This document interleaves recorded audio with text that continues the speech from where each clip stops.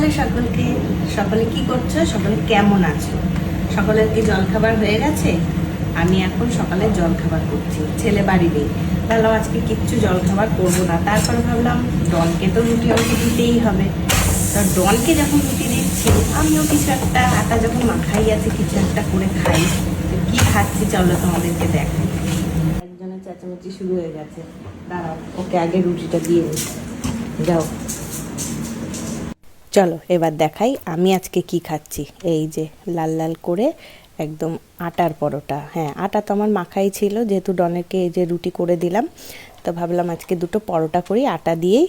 আর এই পরোটাটা কি দিয়ে খাবো সেটাও তোমাদেরকে দেখাই। আজকে রুটি করিনি, কারণ রুটি করলে আবার তরকারির ঝামেলা, রুটি আমি এমনিই খেতে অতটা পছন্দ করি না, তাই এই লাল লাল করে একটু বাটার দিয়ে আজকে পরোটা ভেজে নিলাম। পরোটা তো হয়েই গেছে, এবার এটাকে কী দিয়ে খাবো জানো? চিনি। আমার এটা খুব প্রিয় খাবার, পরোটা দিয়ে চিনি দিয়ে অনেকদিন পরে খাচ্ছি। তোমরা কে কে পরোটা দিয়ে এরকম লাল লাল করে পরোটা ভেজে চিনি দিয়ে খেতে পছন্দ করো অবশ্যই কিন্তু জানিও। তাহলে আজকের মতো আসি।